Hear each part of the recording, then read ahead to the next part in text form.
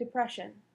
It's a psychological condition that affects your feelings, behaviors, and thoughts. It's more than sadness.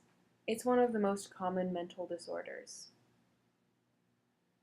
Symptoms include persistent sadness, irritable moods, feeling worthless, loss of interest, sleeping disorders, energy loss, difficulty concentrating, and suicidal thoughts.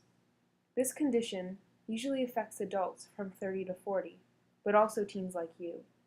According to the National Alliance of Mental Illness, 1 in 5 teens have experienced clinical depression at some point. But depression doesn't just turn up out of the blue.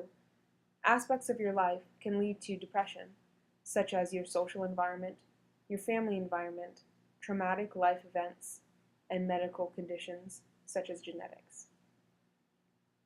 One important cause of depression is part of your social environment. That's bullying.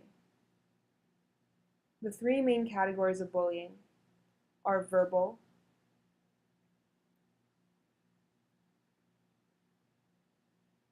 physical,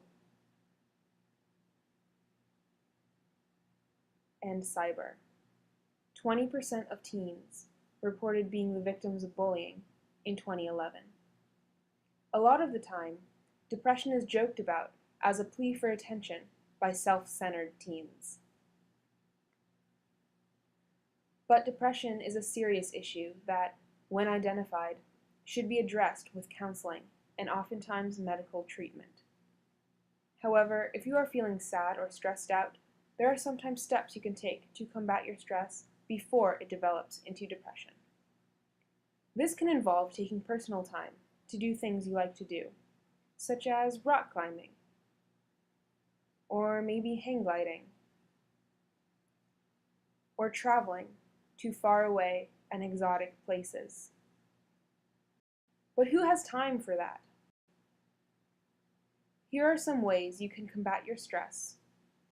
Listening to music you like. According to the American Psychological Association, music can be used to treat pain and reduce stress. Writing things down. Write down your thoughts and feelings, or anything that is going on in your head. Take a few minutes of personal time. Have a snack. Have a conversation with a friend. Over the next couple of months, we will provide you with playlists, writing prompts, suggestions.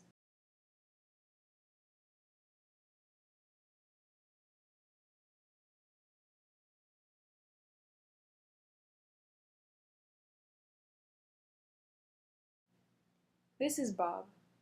He loved biology and was a straight A student, and his only friend was his dog. At school, he was bullied by the other kids who had cooler hair and called him mean names.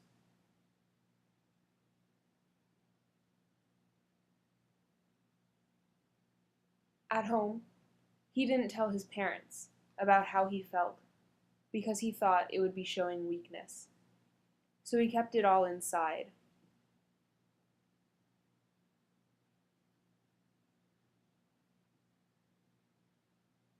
The bullying was not just at school.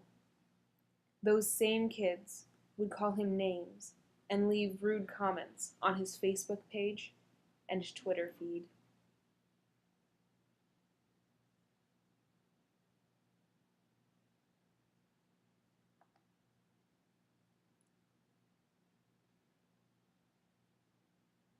His grades started failing, and he lost interest in playing with his dog. The emotions kept bottling up inside him.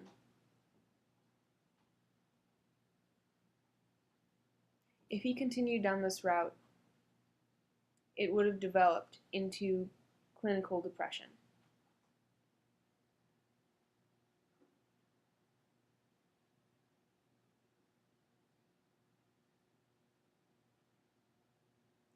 It might not have ended too well.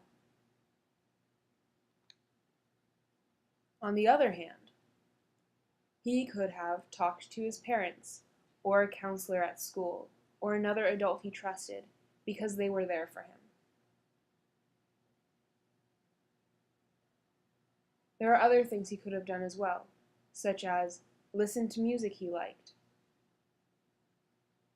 writing things down so they weren't bottled up inside, or doing other things that he enjoyed, such as playing basketball, or maybe reading a book. In the end, he knew that people were there for him, and there were things he could do to relieve this stress. Remember, there are many easy things you can do to relieve stress. Listening to music, writing down your thoughts, talking to someone, doing things that you enjoy.